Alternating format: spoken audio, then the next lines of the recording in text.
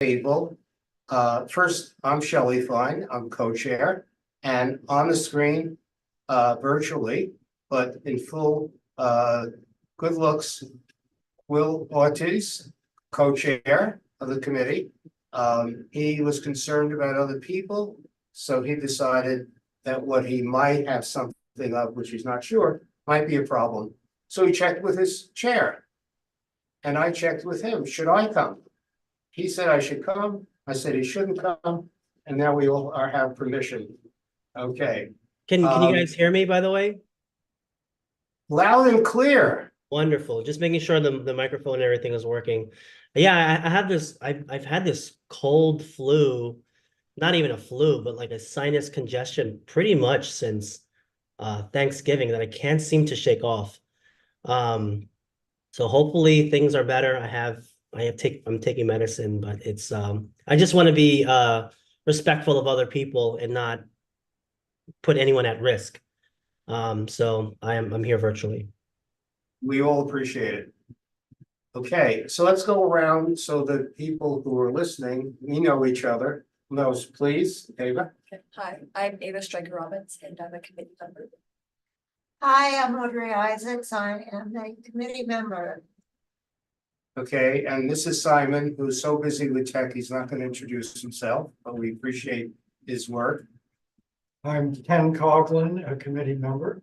Okay, Louisa Craddock, a committee member. and we welcome you to the committee. Thank you.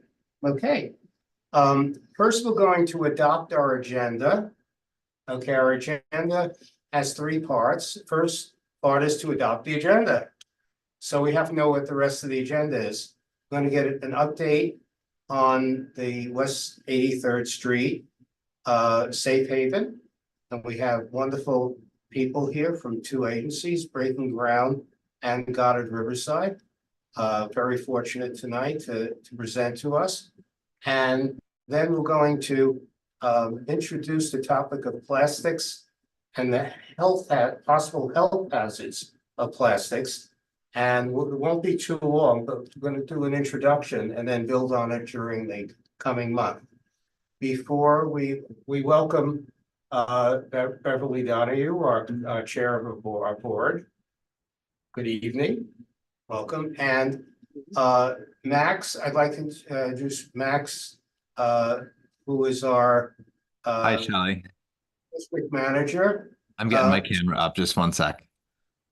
Okay, who is going to give us an introduction to the community board's experience with the community about the safe haven since it's been in operation, or maybe even before.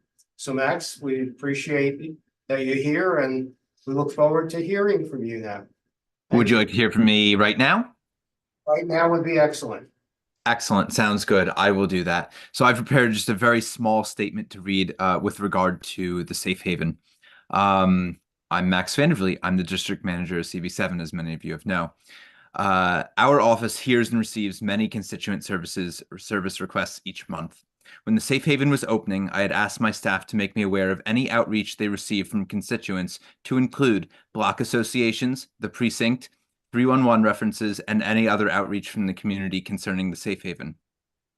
In addition, I had also offered my direct contact information to many of the stakeholders involved and those who otherwise still had lingering concerns about the safe haven. I am happy to report that in the entire time since the safe haven has been operational, our office has received just or so. At that time, what's that, Shelley? You cut out a little bit. All good now? Yeah, you froze for a bit, Max, at the beginning of the paragraph that where you were saying I'm happy to report. No problem. I will pick it up from there. I'm happy to report that in the entire time that this safe haven has been operational, our office has received just one community concern about it, perhaps about 6 months ago. At that time, I brought this to the safe haven team. They were immediately responsive and they worked to come up with a solution to address. No other concerns have been raised since that time. I am pleased with how functional and well-run this community institution is. It is filling a very real and important need that our community has, and Breaking Ground has been an excellent partner. Likewise, there's a community advisory board up and running that the board chair and I sit on with regard to this safe haven for added oversight. And Breaking Ground and DSS also show up at another monthly meeting that I hold, ready and willing to answer questions or triage any concerns.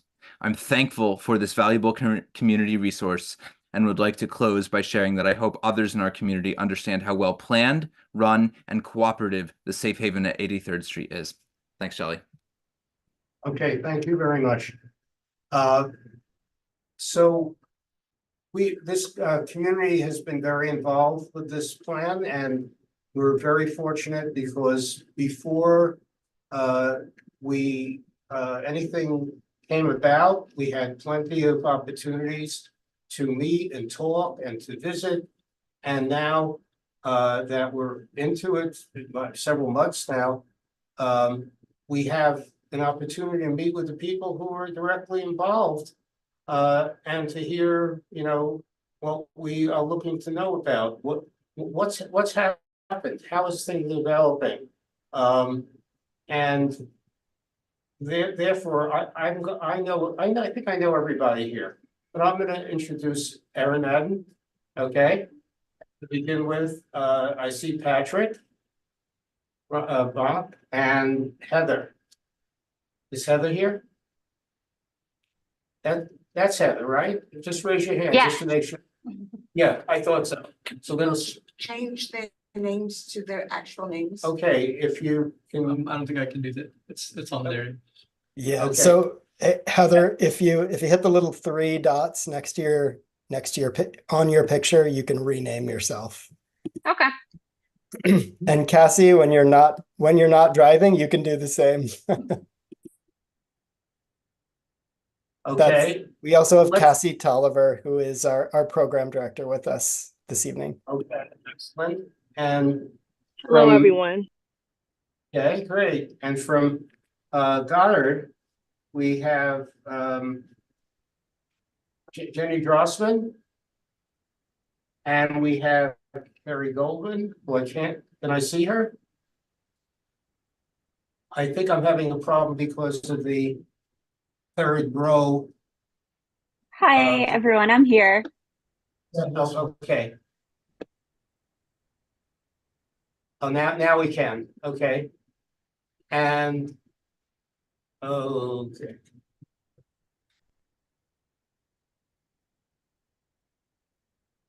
Okay. Okay, and I see someone else. Okay, and I'm trying to figure out who it is. It looks like Larry Wood to me. As I remember Larry Wood, he never gets older, so is it still Larry Wood? I'm feeling older, so yeah, it's me. Okay. Great. I'm largely listening in, but I'll pipe in if necessary. Okay, great. He's a year older. Okay, so Erin, would you like to begin? Yes, thank you. Okay. Thank you for inviting us back. Since we've opened, the site has served over 90 unique individuals, and in a minute, we'll get further into the details about the work that we've done with those individuals to move them towards permanent housing. We've also had several community engagement events, which have helped our clients with food security, clothing, winter coats, recreational and therapeutic activities, and more. We are extremely grateful to the wider community for embracing us and working with us to ensure that our clients feel welcome and they get some of their vital needs met. Before we get into some of the top line details, I do want to address 2 very recent incidents at the Safe Haven. First, we recently changed the hours of our backyard spaces open and have increased monitoring of the space after a client used inappropriate language towards some of our immediate neighbors who had requested that the client lower their voice. Since that incident, for a variety of reasons, the client has actually been transferred to another facility. We're also working as quickly as we can to install a weatherproof covering for the space to increase privacy both for our clients as well for our neighbors. And we continually communicate with our residents that excessive noise is disruptive to all of our neighbors, as well as the other residents of the Safe Haven. Second, we wanted to address an incident that just happened just this past week. Unfortunately, we had a verbal argument between one of our clients and one of our staff members, turned physical on the sidewalk and immediately in front of the Safe Haven. Other staff quickly intervened to separate both the client and the staff member, and the staff member involved was immediately sent home and is on administrative leave and pending investigation from our human resources team. The client is still at the site, but if determined that they violated the policies of the safe haven, we will work closely with both their outreach team and DHS to find an alternative placement for the individual. I just want to note a few things. No one was physically injured in this incident. Any altercation between our staff and individuals we serve is something we take very seriously and have strict protocols around documentation and investigation. While very unfortunate that this incident took place, it did not rise to the level of requiring law enforcement response. And finally, and I think most importantly, no one was harmed physically, either the client nor the staff, and no community members were directly involved and harmed in any way. So I just kind of wanted to make sure folks are aware of just kind of those two recent incidents, because especially the one that happened in front of the safe haven. And so next I'm going to turn it over to my colleague Heather Fry, and she's going to go over some of the top line work that we've done with the individuals since opening. Had we met 2 weeks ago, there would have been no incidents. Yes, unfortunately. Timing is everything, huh? Yeah. Right. So just to touch a little bit more on some of the work that we have done with the clients that we're serving. Since we've opened, our team has made 4 permanent housing placements, and all 4 of those clients have been with city perhaps housing subsidies. That's actually been a promising sort of resource that has become sort of increasingly agile is not quite the right word, but we've sort of been able to kind of tap it a little bit more and make even better use of that. So that's been really exciting. We do have 2 pending permanent placements. One client would be going to permanent supportive housing, and the other actually was connected to a Housing Connect lottery apartment, and will be also utilizing the City Perhaps voucher for that as well. We have 9 clients who've completed, and obviously in conjunction with our team on site, supportive housing applications. Those have all been submitted. At this point, we're just now waiting for the approval status and the determination, so that we're very excited for when this will come through. Hopefully that will be any day. May have even happened, some of them may have happened since we pulled that information. But in general, we're just continuing to work with all of our clients that are in our care, really to focus on what are their specific and unique needs, what are they eligible for, and working with them to, keep them motivated and focused on the goal, which is always housing. And that is the most important paramount thing. We obviously work with our clients on lots of other skills and different sorts of tools and resources that they will need to ready them and prepare them for housing as well. That's a big part of the work that we do every day at the Safe Haven. Pivoting just a little bit in terms of our community engagement, I'm sure probably plenty of the folks on here know Cassie very well. She is a machine from my perspective. She is amazing at working with the folks in the community and really making sure that they all are able to be as involved as they're able and as they want to be, and as much as we can sort of coordinate, we want to make that happen. She's been consistently, regularly checking in with PS9 leadership, both, especially during drop off and pickup times, as that's certainly a time that we know folks have been really focused on and concerned about, and we wanted to make sure that we had as much of a presence in the area at those specific times in particular. I know she's been working with the principal really closely, as well as with I think it's a parent advocate. So she's been in very regular contact with them, I think as recently as this week. As far as St. Matthew's Corporation board members with the St. Matthew's and St. Timothy's apartments, I know she's also been very involved with them and engaging with the super very regularly, and has also been very involved with Zola, who is a tenant there, who has also been working with her on some other projects, which I'll touch on here in a second. Obviously, she's been very engaged with Steve Anderson. Steve Anderson has been very engaged and supportive of us, and we've been extremely appreciative of that. In terms of the Upper West Side Coalition, there's been a lot of book donations and reading materials that have been shared with us. And we, continue to sort of receive lots of new materials regularly. So that's, again, been another really positive partnership that we've had.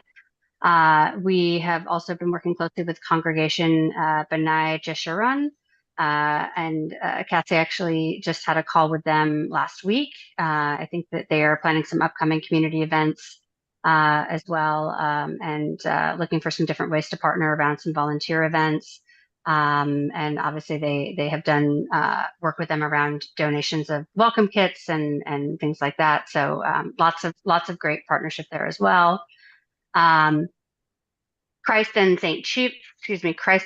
Stephen's has been another partner that we've done a lot of coordination with around the winter coats, clothing donations for clients, things like that. I think the last event was last year, so I know that there's some conversations getting started soon to kind of look to where we are going to be going for some different things this year. And again, Open Hearts is another group that we have done some great work with, and they've been very, very supportive. We had a great sidewalk street event in December with them, sort of a meet and greet kind of thing, and that went really, really well. It was very successful and well attended, both by various community members as well as our clients. So yeah, it's overall, I mean, I think it's been lots of really great, strong partnerships. I know Cassie really deeply values those partnerships and is really invested and engaged in maintaining those. And just in general, I mean, I think the main thing is that our clients have been extremely appreciative, both just in terms of the kind of welcome reception that they have gotten and just the complete and total openness and willingness of the community to really allow us to feel like we are members of this community, and especially our clients. So yeah, those are sort of, I think, some of the main updates I have to share. And we were gonna post like the telephone number and email address for both myself, Heather, and Cassie for folks, but we'll just put it in the chat because we just want to reiterate we do have a 24-hour telephone number that any community member can call at any time. This number can be shared widely with other community residents. And so I appreciate Max acknowledging all of our efforts to be very responsive to any community concerns. We take all of them very seriously and do always want to get back to people as quickly as possible. And we're always looking for creative solutions to resolve any community issues. So I guess, would you like to check in with Goddard Riverside next? Excellent. Okay, Jenny? Jenny Drosser? Hi, yes. I'm Jenny. I'm the AVP of Street Solutions and oversee our outreach teams here. We were asked to come to answer any questions that folks may have, and Carrie can kind of just go into a little more detail about what outreach services look like within the area. Sure. Hi, everyone. I'm Carrie Goldwyn. I'm the program director for Uptown Goddard's homeless outreach team. So Uptown Goddard covers from 59th to 110th Street on the west side and 59th to 96th Street on the east side, river to river, including parks. Our teams are out 24/7. We're canvassing the entirety of the catchment area, looking for folks that are sleeping on the street, working to engage them, offer them services, first of which is often transitional housing, such as a safe haven. And we've been very thrilled to have Breaking Grounds West 83rd Street Safe Haven open up. It's been a huge help, in particular with street homeless folks on the Upper West Side. And so the teams are out there across shifts, really running into oftentimes many known folks, but also anyone new, working to add them to caseload, get them connected with benefits, offer them transitional housing as we work towards permanent.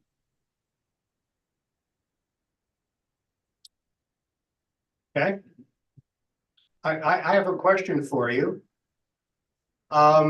I know how difficult it has been in the past in this community even for a team such as Goddard that's so experienced and good, to get people who are on the street to agree to accept help of any type, let alone housing. How has the safe haven being here made a difference to them? Yeah, you brought up a lot of really good points. You know, that myself, my team live with every day, which is really just that engagement piece, building that trust, and then also presenting services and options that someone is going to be inclined to accept. I've been in my current position with Uptown Goddard for 7 years now. And I would definitely say that the folks that are street homeless on the Upper West Side are very unique and very much so tied to the community. I think that tends to be the case with, you know, many street homeless folks, but I do feel in my experience that the Upper West Side is especially unique with that. And I do think that the Safe Haven opening up, which is probably the second on the Upper West Side at all to offer, has been an incredible help, especially for folks that have been very tied to this community for a long time. It's made a huge difference. Getting even one client who is, for example, very engaged with our team for years, did not get him inside one time until the Safe Haven opened up. So that's been huge. We just got his supportive housing application approved, and hopefully we'll have a new bed opening up for someone else. That's great. Okay, we have some questions from committee members first. How have you been dealing with the school? There was a lot of questions from parents at the school originally, and have there been any issues that have come up with people who've been concerned about the fact that it's opposite the playground? So we meet regularly with the principals, and also one of the principals is on our community advisory board. So we have regular check-ins with the school principals.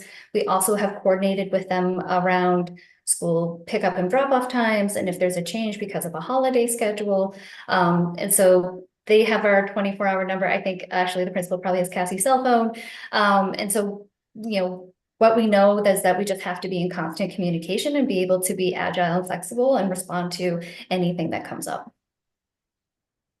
Thank you.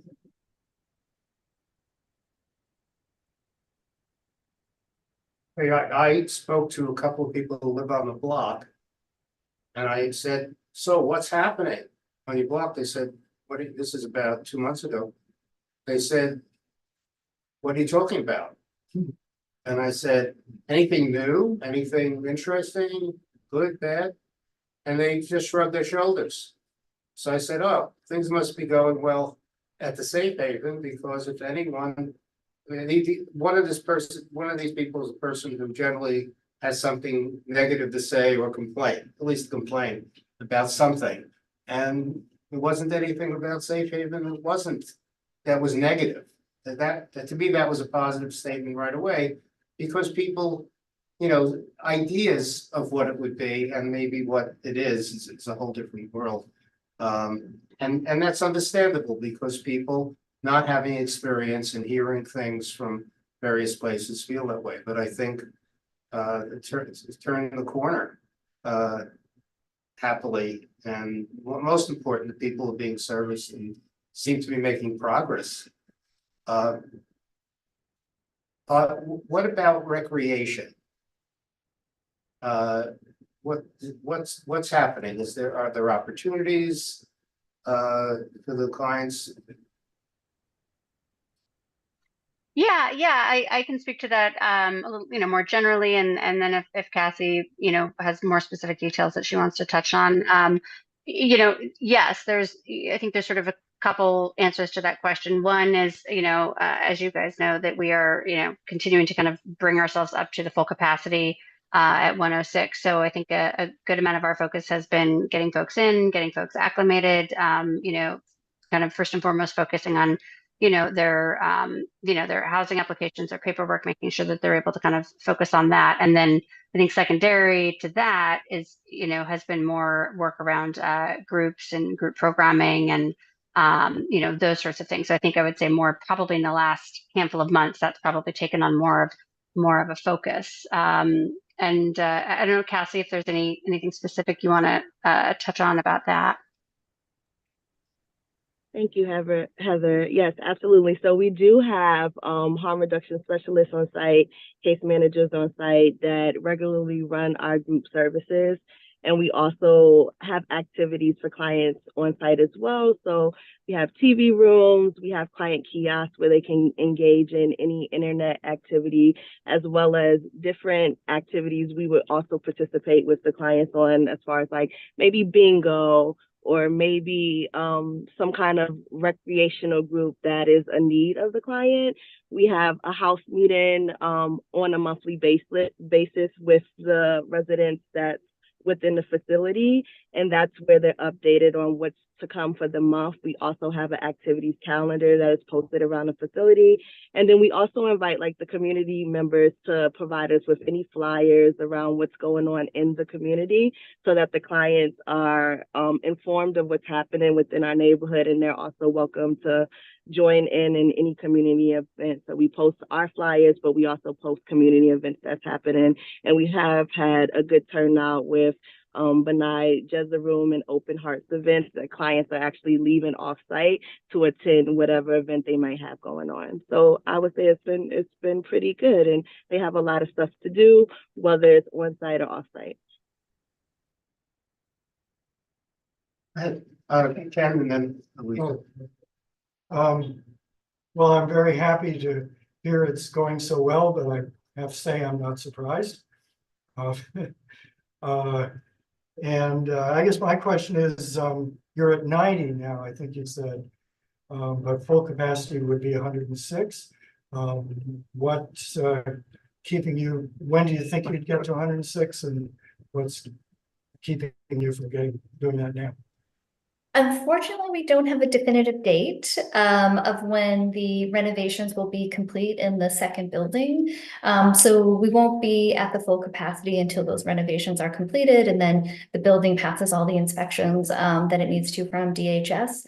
So that work is still ongoing, but I'm sure you guys all know a lot of construction projects have a lot of unforeseen delays. So right now we don't have a definitive date. We're really hoping sometime, I believe the last date we got was April. Is that right, Heather? Yeah. I mean, it's exactly right. And it's I don't want to say it's speculative, but I think there's just sort of a handful of unknowns that make it difficult to kind of pin down for sure. But I mean, obviously we would be excited for this to be happening as soon as possible. I know Cassie mentioned that there was and she went and checked next door. It does look like, there's continual progress happening. But obviously there's also a lot more that's going on that maybe, things that are not just about the aesthetics of it. Right. So yeah, I mean, I think we're hopeful for April. And if it's sooner, even better. Okay, Louisa? Okay. It sounds great, and I hope the community appreciates how well this is run and how well it's working.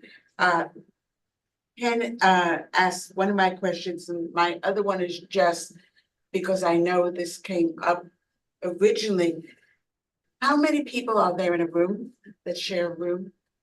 Just it curious. varies. On each floor, there's a sort of a variety of both singles, doubles, triples, and just a couple of quad rooms.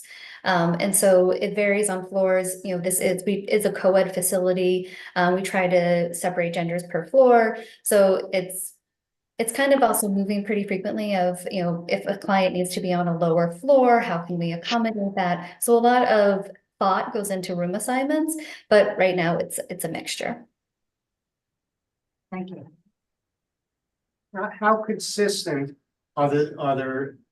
is the population in terms of what percentage of population is continually present, by their choice?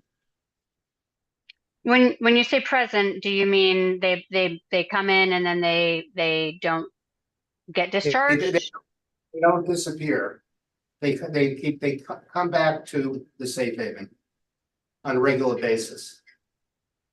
I mean, I think it's a little hard to say without pulling the numbers, but I mean, I you know, again, I might defer to Cassie on this a little bit, just in terms of kind of the duration that folks are staying. But I mean, I don't want to jinx myself, but I think we've had pretty good success here. Yeah, and the majority. Oh, sorry, I was just going to say, amongst our safe havens, what we know is that if someone stays 30 days, they're more likely going to stay with us until they move into permanent housing. So we put a lot of time and effort, like Heather was saying, into those first 30 days, making sure that they feel welcome, comfortable, know how their needs can get met. We're there for them to, you know, we care about their well-being. That's one of our major concerns. So that. But we do know in general across all of our safe havens that if we can hit that 30-day mark with individuals, they are more likely to stay with us until they're permanently housed. But sorry, Cassie, I know I cut you off. No, it's totally fine. I would say for the most part, we've been pretty good with attendance. If I was to throw a number at it, I would say about maybe 75 to 80%. You know, most of the clients that we started with are still there, and the clients have expressed really enjoying their time at the safe haven. So we really don't have too many clients leaving and not returning. And if we do have a client that's out for say a night or two, we have good correspondence with the outreach teams to always make sure that they're outreaching the clients in the communities and they're coming back inside. All I can say is, wow, bravo. That's exceptional. Really. Any other questions? We have any questions coming from anyplace else, Alex?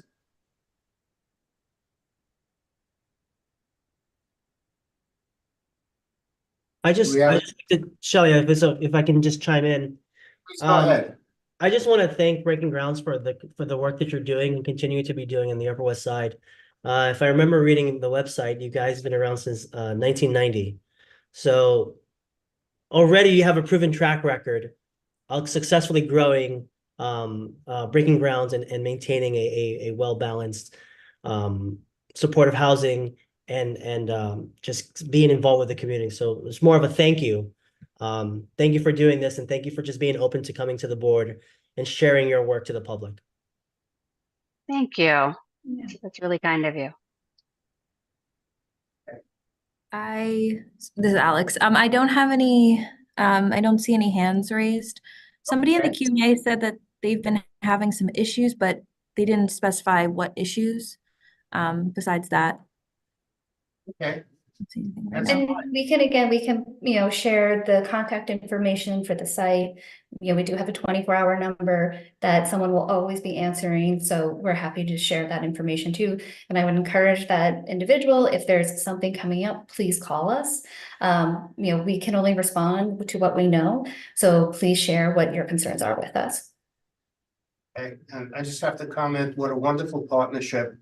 Breaking Ground with Goddard Riverside. We have the two champion groups working together on this project. We are so fortunate in our community, and we thank you for taking your evening time to join us and to share with us this important information to us in the community. Thank you. Thank you. Thank you. Thank you. Okay, it's our pleasure. Yeah. Okay. We'll go ahead and drop our info in the chat for you before we out here. I think we have to do the Q&A. I don't know if we can. Yeah, I was going to say, unfortunately, we don't have a chat, but we do have the Q&A. Yeah, turn on the Q&A. You could type it in there. This new year should be a great year for the Safe Haven and for both groups and all the good work you do. Thank you. Yeah, and we're also very excited for more permanent supportive housing opportunities to open. You know, we talked about the folks who have supportive housing applications. They're ready to go. It's just a matter of a supportive housing bed being available. So we're also excited for more capacity to be coming on, and hopefully in the state budget for more resources to be given towards supportive housing. So okay. Thank you so much. Yeah. You're welcome to. I was just gonna say, I'm still for some reason not able to enter my info into the Q&A. I don't know why that is. I think we're panelists, so we can't actually initiate a Q&A or a question. But I'll just say the numbers slowly for folks. You can reach these two numbers 24 hours a day. The first rings directly to the security station, which is the entrance of the building. That's 646-476-9701. And you can also reach our residential aid line. So the residential aides are on site 24/7. Those are breaking ground staff members on site 24 hours a day. That number is 347-963-3431. Got it. Okay, excellent. Hey, you're welcome to spend the night with us, or to say, or just fade away into a wonderful evening. And thank you again. Will do. Thank you, everyone. Thank you. Thank you guys very much. Yeah, The last number. I have the number. Three. Yeah, I had to put the one down here. Okay. Okay, so I want to introduce the issue of the health hazards of plastics. How many people get consumer reports? Anybody here? I was at someone's home and I saw consumer reports for February 2024, and over the front it said plastics, and there were 5 or 6 pages with research on this issue. And I'm not sure I agree with everything or understand everything, but Matt Holzman, who was a member of this board over the past several months, has sent information saying maybe this is an issue for Health and Human Services. And he actually put together what could look like a resolution, not exactly our format, but what was good about it, it had a lot of research and information in it. As a result, we attempted through different agencies and levels of government to get speakers, and the speakers we could get could only come on Tuesday night, okay, our normal meeting, and couldn't come tonight, so we didn't lose them, but we can't have them. There are probably 3 or 4 from the state health department, from the Department of Health and Mental Health from the city, through the Department of Environmental Protection, and there was one other, which I'll Linda what's that? Linda. Oh, yes, Linda, that's key. Linda Rosenfield, who can't make it tonight, she was going to try because she has a very important event, has legislation on health and plastics and health hazards. So she would like to share that too. So what we're going to do is we're going to send to the committee and to anyone else interested all the information we get, the legislation, articles, Matt's writing, and information from the other people in advance, and put it onto our agenda for February. So we'll come in informed. If Matt's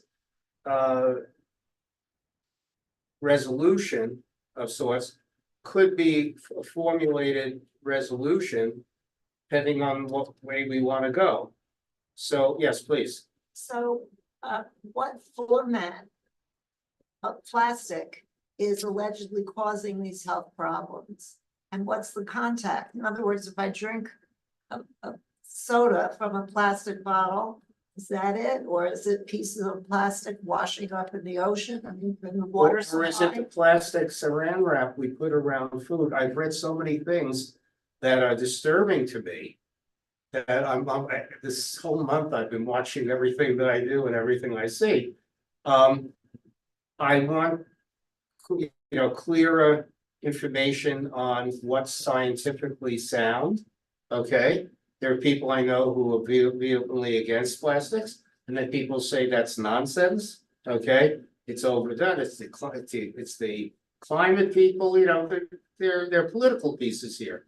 We're going to try to look at the science and the research that's been done, and through health, people who are in the field of health, and those who have dealt with advocates from that field, including our assembly member, to try to see, is there something we should be advocating, okay, or questioning further? We don't have a conclusion. We need the information to look at. I think we owe it to the community to look at it. And when I saw this just 2 days ago on the front page of Consumer Reports and several pages on it, I said, well, that's a message. We're ahead of the game. That's February hasn't come yet. So I think it'll be interesting. I think if we can get the right people in order, we should advertise to the general community, in many ways, because it affects everybody. By the way, this has nothing to do directly with food, but it came out today that in New Jersey, where they have a year-long, or maybe longer than that, you can't use certain plastic bags, that the ones they are using and permitting are worse than the others ever were. Okay, the ones that they give out and that people are using all the time. In terms of plastic bags, if you go to the supermarket, they may not have plastic bags at all. But meanwhile, people are buying plastic bags to their garbage down the chute. So, it's not a real reduction. Right. But what was interesting is that New Jersey's attempt to strongly, ban has been, the result has been 3 times as dangerous situation. And that was a health news report. I think it was yesterday evening. So it's certainly, we want to know about the food we eat and what's prepared and how we receive it. We want to know what we do with it ourselves. Okay, want to know what type of plastics may be dangerous and which are not. Just for our own health and knowledge. When you say that you want to collect information from experts, it would presumably be health experts as well as scientists who deal with plastics or other related research. It could be at a university or in the city or in the state. So we're going to look in all areas. Anyone who has a suggestion or a contact or an article or any information, let's put it together and try to have a presentation that will make sense in a broad way. And, we may come up with a resolution. We may, decide not to have a resolution, depending on, we may want to just get the information out. Ken. I think the focus of Matt's proposed resolution is these microplastics that there's been some stuff in the media. There's been some scientific findings in the last month that microplastics are in us at a lot higher levels than was previously suspected. Testing people's blood. Is there any sense of how they get into us? Are we ingesting it as part of something? Yeah, and how does that occur? well, they don't exactly know, but plastics are everywhere in our culture and our society. Matt's resolution focuses mainly on guidelines for restaurants in heating plastics at high heat, because apparently that's when you heat certain plastics at very high temperatures, you're getting a lot of shedding of the plastics into whatever's in the plastics, or in the container. So that's a big focus of his resolution. Could be the water supply. Yeah, well, it's probably everywhere, but I don't want to scare everybody, but the more we know, and if it's solid research, it's scientific, and we can be careful, or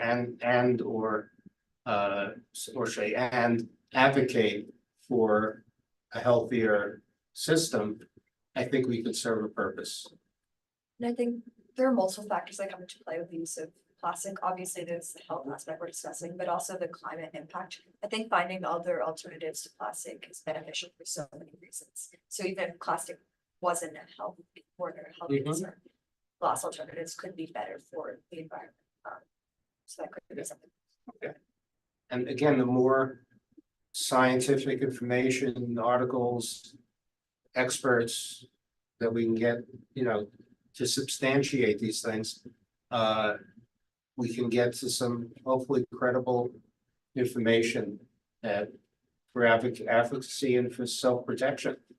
I think it's and when I saw it on that front page, that cover and all the pages inside, I said, no question, we have to do this. This is something. Also for next month, we expect to have the presentation on the 74th Street shelter. Okay, we had suggested what they could have done, tonight. They wanted to wait. That's the one on the preservation issue that we voted on in the past. But the main concerns, I don't think were preservation concerns. I think community concerns are more on what's going to happen there, okay, and what the plans are. So it should be some meeting, okay, in February. We'll have to look forward to. Okay, any thoughts, any ideas for future meetings? Or always. You do have a hand from Will online. Oh, hi, Will. I can't. I see you this way, but I can't see the hand there. I see the hand clearly. That's okay. I just wanted to go back to our points about plastic and plastic, just the hazards it's doing. So Audrey brought a good point of bringing scientists. So right off the top of my head, I'm thinking a biologist or a chemist to kind of teach us or educate us on the dangers of plastic. And we started with plastic bags and we started with plastic straws, but there's just a whole lot more that we do every day that can be harmful. Pacifiers, baby bottles, and even toys that the kids will put in their mouths. What dangers can come from that? Even for me with my dog, he plays with a rubber ball and all these other toys. I wonder if there's any dangers that's happening to other animals too, or other animals in the neighborhood, in our in the parks. So I just wanted to add those points as far as making sure that we get the right scientists, but also just to kind of open up the spectrum as far as the harm that it can cause to other people and other kinds of animals in the neighborhood. Okay. And the west side is dogland. I think there are at least someone said way long time ago over 100,000 dogs on the west side. And if you come to my building, you'll know that there are more than one in many apartments. And they'll nudge. Okay, we have to protect them. We have to help. Okay, so on that note, I want to wish everyone. It's a little late for a new year, but it's always good for a good year. It should be a healthy one for everyone, a successful one in what you do in your life.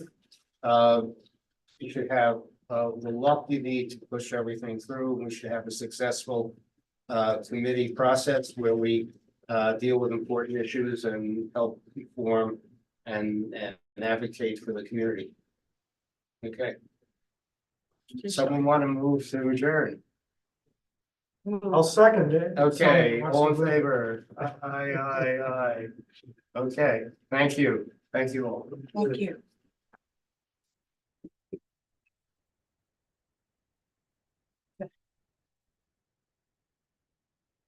Now I'm getting the call. You have to call back soon, okay? We've got 10 minutes, okay? Thank you. someone who was watching and who said, I'm so excited. There we go. I assume everybody signed. I'm gonna sign who will. Sure. Okay.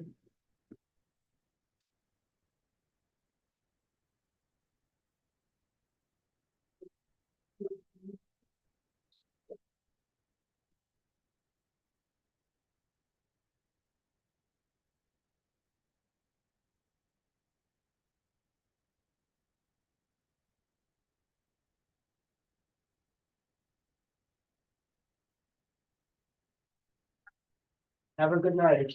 Take care. Oh my God.